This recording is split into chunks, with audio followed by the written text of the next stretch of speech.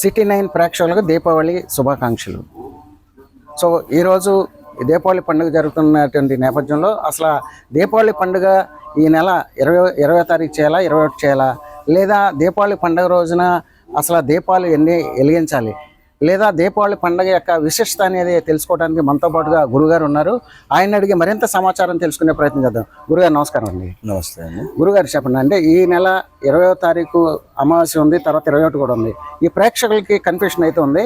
అయితే అసలు ఈ దీపావళి పండుగ 20ని చేయాలా, 21 చేయాలా? మనం తిథి ప్రకారంగా చూసుకుంటే కనుక అమావాస్య సోమవారం నాడు రాత్రిగల అమావాస్య నాడే మనం ఈ యొక్క దీపావళిని మనం చేసుకోవడం అనేది ప్రాధాన్యత మొదటి నుంచి కూడా ఉన్నదన్నమాట. కాబట్టి మనం ఈ యొక్క దీపావళి అమావాస్య నాడు అనేది వచ్చేసరికి సోమవారం ఎప్పుడైతే అమావాస్య రాత్రి వేళ వస్తుందో ఆ యొక్క రోజునాడే మనం దీపావళి పండుగను చేసుకుంటాం. అదే సోమవారం అయినది. సో అసలు దీపావళి పండుగ రోజున లక్ష్మీ పూజ కూడా చేయటం అనేది ఉంది. అయితే లక్ష్మీ పూజ చేయటం వల్ల, లక్ష్మీదేవి పూజ చేయటం వల్ల కలిగేటువంటి లాభాలు ఏ విధంగా ఉన్నాయి? అసలు ప్రత్యేకించి దీపావళి పండుగ రోజు నాడు విశేషంగా మనం చేయాల్సింది కూడా ఆరాధన లక్ష్మీదేవి ఆరాధన. లక్ష్మీదేవి యొక్క ఆరాధన అంతా కూడా ప్రకృతి స్వరూపంగానే ఉంటుంది. అంటే మనం మన లక్ష్మీ యొక్క దేవి యొక్క అష్టోత్తరంలో మనం చూసినట్టయితే మొదట్లోనే మనకి నామంలో కనిపిస్తుంది ఓం ప్రకృత్యై నమః, ఓం వికృత్యై నమః అని మొదటి నామంలోనే ప్రకృతితోటి అనుబంధం ఉన్నటువంటి యొక్క దేవిగా లక్ష్మీదేవి ఆరాధన మనం ఆ రోజు విశేషంగా చేసుకుంటాం. ఎందుకు అంటే ఆ రోజు మనం సూర్యోదయానికి ముందస్తుగానే మనం లేచి కాలకృత్యాలు నెరవేర్చుకుని సూర్యోదయానికి ముందస్తుగానే మనం ఈ యొక్క గంగా స్నానంతో చక్కగా తైలాభ్యంగ స్నానం మనం ఆచరించడం జరుగుతుంది. ఎప్పుడైతే ఈ యొక్క అన్ని అమావాస్యలు ఒకటైతే ఈ యొక్క అమావాస్య ప్రత్యేకించి ఉంటుంది. ఈ అమావాస్య నాడు సాక్షాత్ గంగాదేవియే ఈ యొక్క గంగాజలంలోకి, లక్ష్మీదేవి ఈ యొక్క గంగాజలంలోకి, అట్లాగే ఏదైతే నువ్వుల నూనె అని అంటామో మనం ఆ యొక్క నువ్వుల నూనె ఈ లక్ష్మీదేవి ఆవాహన అయ్యి ఉంటుంది. అందుకని పూర్వం నుంచి వస్తున్నటువంటి ఆచారం ఏంటంటే ఖచ్చితంగా దీపావళి అమావాస్య నాడు సూర్యోదయానికి ముందస్తుగానే పిల్లలందరినీ కూడా మేలుకొలిపి వాళ్ళకి తైలాభ్యంగనం చేయించి, అంటే చక్కగా ఒంటికంతా కూడా నూనె పట్టించి అలక్ష్మి యొక్క లక్ష్మి అంటే లక్ష్మి అలక్ష్మి అంటే అలక్ష్మి యొక్క దేవతని మనం పోగొట్టుకొని లక్ష్మీ దేవత యొక్క అనుగ్రహం పొందడం కోసమే ఈ యొక్క దీపావళిని పండుగ నాడు మనం చేసుకుంటాము. కాబట్టి ఈ యొక్క అలక్ష్మిని మనం తొలగించుకొని మనకి లక్ష్మీదేవి యొక్క అనుగ్రహం కలగాలి, సిరి సంపదలు మనకి ఇంట నిలవ ఉండాలి అని చెప్పేసి విశేషంగా ఈ యొక్క పండుగ నాడు లక్ష్మీదేవి ఆరాధన చేస్తాము. అయితే ఇప్పుడు మన దీపావళి పండుగ అనేది మన ఇతిహాసాల్లో కావచ్చు, లేకపోతే పురాణాల్లో కావచ్చు, ఇటు రాముడు లంకకి వెళ్ళి వచ్చిన తర్వాత, అయోధ్యకు వచ్చిన తర్వాత స్వాగతం పలికేందుకు ఒక దీపాలు వెలిగించినటువంటి నేపథ్యం కావచ్చు, లేకపోతే ఇతర కారణాలు. అసలు దీని యొక్క దీపావళి యొక్క పండుగ యొక్క ఇతిహాస పురాణం ఏం చెప్తుందంటారు? పురాణం ప్రకారంగా చూసుకుంటే దీపావళి అమావాస్య నాడు ప్రత్యేకించి లక్ష్మీదేవి ఆరాధన, అట్లాగే పితృదేవత ఆరాధన చెప్పడం జరుగుతుంది. అంటే ప్రతి అమావాస్య కూడా మనం పితృదేవతని ఆరాధన చేసుకోవడం అనేది ఎంతో విశేషం. అలాగా ఈ యొక్క పితృదేవ ఆరాధన వచ్చేసరికి అమావాస్య నాడు చేసుకుంటారు. అట్లాగే దీపావళి అమావాస్య నాడు వాళ్ళకి మనం పురాణాలు చూసుకున్నా, ఎక్కడ చూసుకున్నా కానీ ఇన్ని బాణాసంచా చేయాలనే కానీ ఇంకోటే కానీ ఎక్కడా లేదు.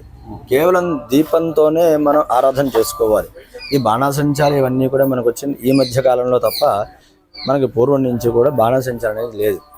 అయితే ఈ యొక్క దీపావళి అమావాస్య నాడు చక్కగా మనం పితృదేవతలకి ఒక దారి చూపిస్తున్నట్టుగా మనం భావన చేసుకుని ఆ యొక్క పితృదేవతలకి అట్లాగే లక్ష్మీదేవత కూడా మనం ఆరాధన చేసుకుంటాము. అంటే ఈ దీపావళి పండుగ రోజున పితృ దేవతను కూడా పిలుస్తారు, పితృదేవతలు కూడా ఆరాధన చేస్తారనేది ఉంది. అసలు ఆ దీపావళి పండుగ రోజున, దీపావళి అమావాస్య రోజున పితృదేవతలను పిలిచే ఆచారం ఉందా, లేకపోతే పిలిచి ఆహ్వానించడం దానివల్ల కలిగేటువంటి పితృదేవతలకు ఏమైనా సంతోషపెట్టే అవకాశం ఉందంటారా? ఇది ఈ యొక్క పితృదేవతల ఆరాధన ఉందా అని అంటే కనుక అసలు అమావాస్య తిథి అంటేనే పితృదేవతలు, ప్రేత తిథి కనుక మనం చూసుకుంటూ ఉంటాం. అంటే తిథి అనే అమావాస్యలోనే మనకు ఉంటుంది. ఆ అమావాస్య ప్రతి నెల వచ్చే అమావాస్య నాడు పితృతర్పణం చేయడం అనేది కూడా మనకి శాస్త్రాల్లో ఉన్నది. కాబట్టి ఈ యొక్క పితృతర్పణం అనేది ప్రతి అమావాస్యకి చేస్తాము. అందులో విశేషంగా ఈ దీపావళి అమావాస్య నాడు పితృదేవతల యొక్క ఆశీర్వచన నిమిత్తముగానే ఈ యొక్క దీపానికి మనం అర్చనాది కైంకర్యం చేసుకుని లక్ష్మీదేవి ఆరాధన చేసుకుని వాళ్ళు కూడా స్వర్గదినం ప్రాప్తించేలాగా మనం ఈ యొక్క దారిని చూపించడమే దీపావళి యొక్క ప్రాముఖ్యత. ఓకే, అసలు ఈ దీపావళి పండుగ సందర్భంగా అంటే ప్రతి ఒక్కరు కూడా అసలు దీపావళి అంటేనే టపాసులు కాలుస్తాం. అదేవిధంగా చిన్న నుంచి చిన్నపిల్లలైన పెద్ద పిల్లలు ప్రతి ఒక్కరు కూడా టపాసులు కాలుస్తారు. ఈ టపాసులు వెనుకున్నటువంటి మతలబ్ ఏముందంటారు అసలు? టపాసులు వెనకాల మతలబ్ అంటూ ఏమీ ఉండదు. అది తర్వాత వచ్చినటువంటి యొక్క మార్పులనే మనం పరిగణన తీసుకోవచ్చు. ఎంతసేపు కూడా మనకి పేరులోనే ఆ పండగ యొక్క పేరులోనే మనకు ఉంది దీపావళి పండగ. దీపావళి పండగ అంటే ఆ పేరులోనే మనం ఆలోచించుకుంటే కనుక దీపావళిని పండుగని దీపంతోనే మనం ఆచరించుకోగలం తప్పచ్చి మనకి ఇలాగా ఈ టపాసుల మీద కానీ ఇంకోటి కానీ అన్నీ కూడా తర్వాత వచ్చినవి. అయితే ఈ యొక్క నరకాసుడు అనేటువంటి ఒక నరకాసుడు సంహారం తర్వాత ఈ యొక్క విశేషంగా దీపావళి పండుగ చేసుకున్నారు. కాబట్టి దీనికి కొద్దిగా బాణాసంచ లాంటివన్నీ కూడా కొద్దిగా ఏర్పాటు చేసుకుని ఆ తర్వాత పోని కాలంలోనే మార్పులు చేర్పులు జరిగాయి. అది కూడా ఒక దీపమే కదా అన్న ఒక ఆలోచనతోటి అందరూ కూడా అలా చేసుకుంటూ వస్తున్నారు. అయితే దీపావళి పండుగ అంటే ప్రాముఖ్యత అంతా కూడా దీపానికి ఇవ్వాలి మనం.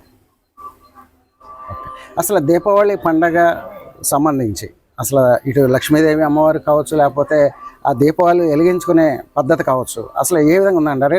దీనికి సంబంధించినటువంటి పూజా సామాగ్రి ఏ విధంగా సమకూర్చుకోవాలి, ఏ విధంగా ఎవరైతే గృహిణులు కావచ్చు, లేకపోతే దీనికి సంబంధించిన తెలియని వారికి అంటే పండగ తెలియని వారికి ఈ పూజా సామాగ్రి ఏ విధంగా తీసుకొని ఏ విధంగా పూజా కార్యక్రమం చేయాలంటారు?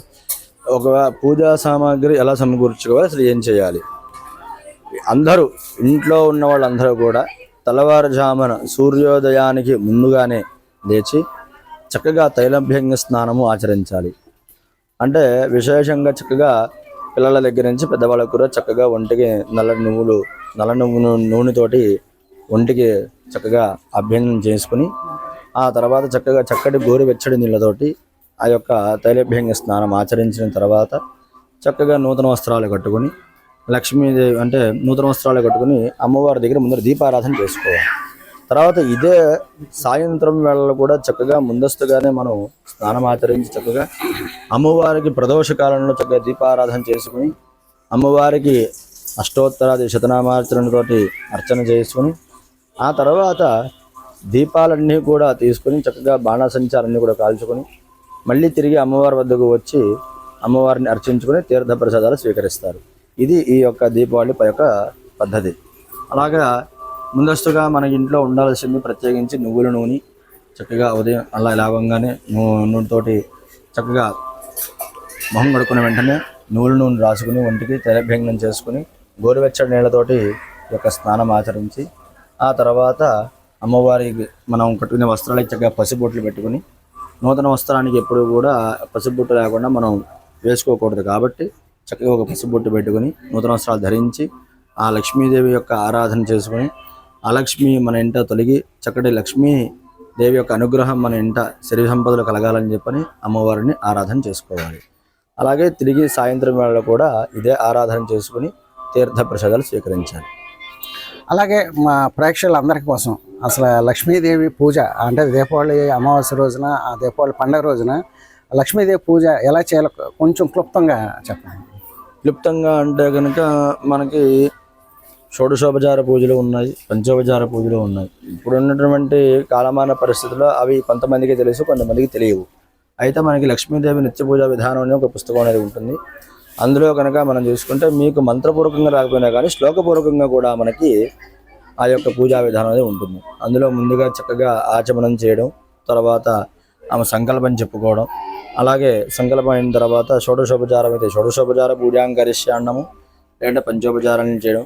అసలు ఇవన్నీ కూడా మాకు రావయ్యా అయ్యగారు మరి మేము ఎలా చేయాలంటే ఇక్కడ పండిత పూజ పామర పూజ అని చెప్పిన రెండు విధాలు ఉన్నాయి.